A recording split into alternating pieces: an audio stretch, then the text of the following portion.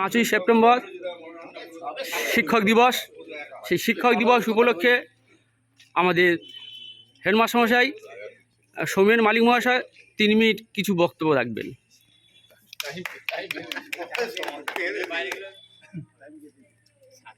আলাদা করে আর সবাইকে বলছি না, সবাইকে শ্রদ্ধা অভিনন্দন জানিয়ে দু একটা কথা। আজ টিচার্স ডে, শিক্ষক দিবস। শিক্ষক দিবস বলুন, গুরু দিবস বলুন, আর আচার্য দিবস বলুন, একই কথা। বিভিন্ন দেশে এই দেশটা একই তারিখে হয় না, আলাদা আলাদা তারিখে হয়। আমার দেশে এটা 5 সেপ্টেম্বর। এখন কেন 5 সেপ্টেম্বর আপনারা সব জানেন, ওইসব নিয়ে কথা বলতে।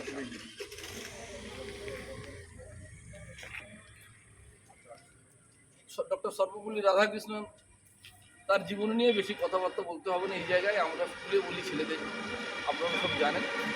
মানে এত লম্বা তার কেরিয়ার, শুধু তার ডিগ্রি পড়তে গেলে 5 মিনিট টাইম লাগবে, এত লম্বা তার। ওই জন্য ওইসব কথাবার্তা নয়, শুধু একটা দুটো আমি কথা বলবো। যে কোনো সাফল্য পৃথিবীর যে প্রান্তেই হোক, যে জায়গায় হোক, তার পিছনে কিন্তু গুরু আছে, শিক্ষক আছে। সে শচীন তেন্ডুলকর বলুন, আলেকজান্ডার বলুন, আর চন্দ্রগুপ্ত মৌর্য বলুন, বিভিন্ন ফিল্ড, বিবেকানন্দ বলুন, যে কোনো ফিল্ড, তার পিছনে গুরু আছে। সেলুকাস আসছেন, সিকান্দার আসছেন, ভারতবর্ষ জয় করতে আসছেন। এখানে চন্দ্রগুপ্ত মৌর্য, যুদ্ধ হচ্ছে। যুদ্ধ তো হচ্ছে, কিন্তু যুদ্ধ কি চন্দ্রগুপ্ত মৌর্যের সঙ্গে সেলুকাসের হচ্ছে না, যুদ্ধ হচ্ছে আরস্তর সঙ্গে চাণক্য। এবং খুব আনন্দের বিষয়, মজার বিষয়, সেই যুদ্ধে চাণক্য জয়লাভ করে। মানে দুটো গুরুর যুদ্ধ হচ্ছে। আমি গুরু নিয়ে একটা দুটো কথা খালি বলি, গুরু শিক্ষক। এখন আমাদের মহাভারতে আপনারা সব একলব্য জানেন।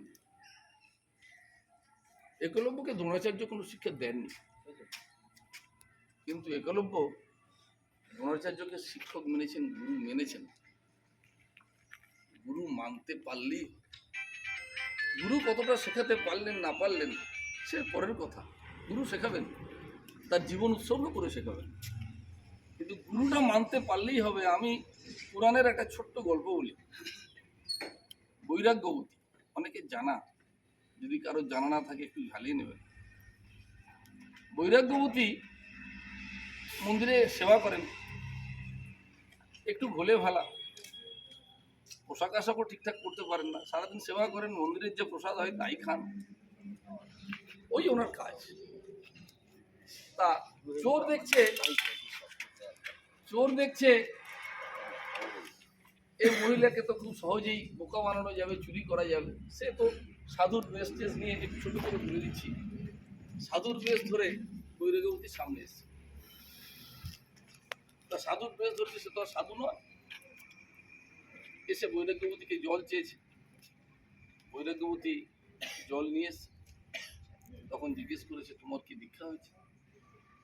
বলে, না, আমার দীক্ষা হয়নি, আমার কোনো গুরু নেই। বলে, যার গুরু নেই তার জল তো আমি খাই না। বলে, তাহলে কি হবে? প্রভু বললো, দীক্ষা নিতে। দীক্ষা হবে, আমি দীক্ষা নেবো। দীক্ষা দিন। বললো, দীক্ষা এখানে, দীক্ষা জঙ্গলে, গভীর জঙ্গলে। ভোলে ভালা লড়কি বৈরাগ্যবতীকে গুরু নিয়ে গেছে জঙ্গলে। জঙ্গলে তার সব সোনা দানা যা ছিল, ঠাকুরের গয়না টয়না কিছু থাকে, সেগুলো পরে টরে সেগুলো খুলে নিয়েছে। তার যা ছিল সর্বস্ব লুট করে নিয়ে বৈরাগ্যবতীকে গাছে বেঁধে দিয়ে চলে গেছে। তোকে আমি গাছে বেঁধে দিয়ে গেলাম, কেউ যদি খুলে বারণ করবি, আমি না আসা পর্যন্ত খুলবি না। বৈরাগ্যবতী চলে গেছে, বাঁধা হয়ে গেছে, চোরও পালিয়ে গেছে, কোথাও সাধু নয়। আর মুশকিল হয়েছে মাঝখানে, প্রভুর তো আর প্রসাদ হচ্ছে না, ঠাকুরের পুজো কে করবে? ঠাকুরের প্রসাদ বন্ধ। 1 দিন 2 দিন 3 দিন, ঠাকুর তো আর ঠাকুর পাচ্ছেন না। ঠাকুর নারদকে পাঠিয়েছেন, দেখো তো কি হলো। নারদ এসে খুঁজে খুঁজে দেখছে বৈরাগ্যবতী জঙ্গলে এরকম বাঁধা আছে। নারদ গেছেন,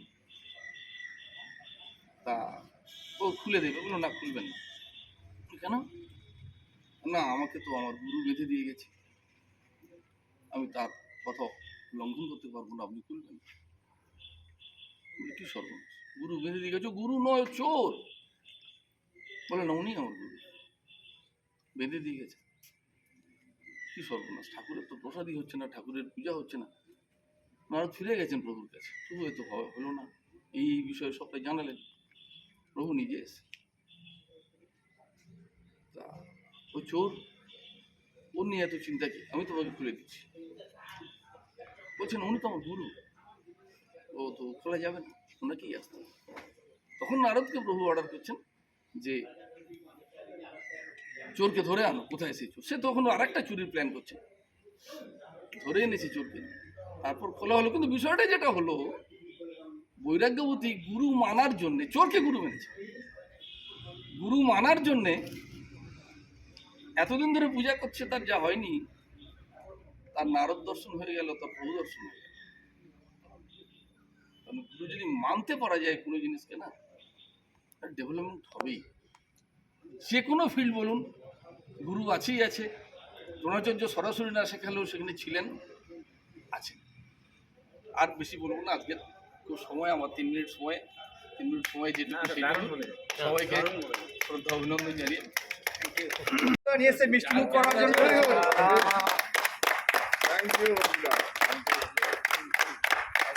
সব বাবু সাবধানে রাখবেন যেন ভুলে যায় না, বুঝতে পেরেছেন?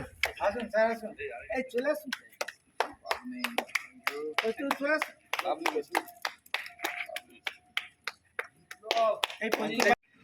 আমরা সবাই জানি আজকের দিনটা ডক্টর সর্বপল্লী রাধাকৃষ্ণনের জন্মদিন। সেই জন্মদিন উপলক্ষে আজকে সারা ভারতবর্ষে শিক্ষক দিবস পালন করি। এই মহান ব্যক্তি বা শিক্ষক, তিনি জন্মেছিলেন 1888 খ্রিস্টাব্দের 5ই সেপ্টেম্বর তামিলনাড়ুতে। বই কেনার পয়সা ছিল না, খুব লড়াই করে জীবনে প্রতিষ্ঠিত হয়েছিল। তিনি ছিলেন ভারতের প্রথম উপরাষ্ট্রপতি এবং তারপর দ্বিতীয় রাষ্ট্রপতি হয়েছিলেন। এবং যখন রাষ্ট্রপতি হয়েছিলেন তখন তার সামনে বিরাট চ্যালেঞ্জ এসেছিলেন। কীরকম না, তখন ভারতের সঙ্গে চীনের লড়াই, যুদ্ধ শুরু হয়েছে। চীনের যুদ্ধ যদি থামলো, তারপরে শুরু হয়েছে পাকিস্তানের সঙ্গে যুদ্ধ। এই অবস্থায় ভারতবর্ষ কিন্তু অস্ত্র তোলেন, অনেক কূটনৈতিক চালে এই যুদ্ধকে শান্ত করেছিলেন এবং তখনই কিন্তু রাষ্ট্রপতি হিসাবে তিনি সফলতা পেয়েছিলেন। শুধু তাই না, তার বহু গুণের খাতিরে তাকে ভারত রত্ন পুরস্কার দেওয়া হয়েছিল। এবং এই দিনটা পালন করার একটা রহস্য রয়েছে। এতটাই গুণান্বিত ব্যক্তি ছিলেন, তিনি ছিলেন মূলত দর্শন বিভাগের শিক্ষক, ফিলোসফি পড়াতেন এবং কলকাতা বিশ্ববিদ্যালয়েও ইনি অধ্যাপক ছিলেন, মাদ্রাজ বিশ্ববিদ্যালয়তে ছিলেন। তো এনার গুণে এনার ছাত্ররা এসেছিলেন যে স্যার আপনার জন্মদিন আজকে পালন করব। সেই কথাতেই উনি বলেছিলেন আমার জন্মদিন পালন করতে হবে না, যদি তোমরা পারো এই দিনটাকে তোমরা শিক্ষক দিবস হিসাবে উদযাপন করতে পারো। সারা ভারতে, সারা দেশে, সারা পৃথিবীর মানুষের শিক্ষকদের মর্যাদা দেওয়ার জন্য। আসলে সত্যি সত্যি স্যার যেটা একদম মনটাকে একদম শান্ত করে দিয়েছে পুরাণে গিয়ে, যে সত্যি গুরু ছাড়া কিন্তু গুরু মারা বিদ্যে হবে না। গুরু ছাড়া যদি বিদ্যে হয়, গুরু মারাই হবে। সেজন্য শিক্ষকের মর্যাদা ছিল, আছে, থাকবে। কেউ মানুক আর না মানুক, টিচারের ডিউটি, শিক্ষকের ডিউটি এটা করে যাবেই। এটুকু প্রসঙ্গে বলে আমি ছোট্ট একটা কবিতা পাঠ করব। যদিও কবিতাটার মধ্যে অনেক আধুনিক ব্যাপারটা রয়েছে। জাস্ট বৈদিক মন্ত্র বলেই আমার বক্তব্যটাই নিবেদন করব। ওম সহনা ভবতু সহনৌ ভুনক্তু সহ বীর্যং করবাবহৈ তেজস্বিনাবুদেন্দুস্তু মা বিদ্বিষাবহৈ। ওম শান্তি শান্তি শান্তি। ওম সর্বে ভবন্তু সুখিনা সর্বে সন্তু নিরাময়া সর্বে ভদ্রাণি পশ্যন্তু মা কশ্চিৎ দুঃখভাগ ভবেৎ। ওম শান্তি শান্তি শান্তি। এই দুটো শ্লোক বললাম এই জন্য, এই বৈদিক মন্ত্র এর গুণার্থটা খুব ভালো।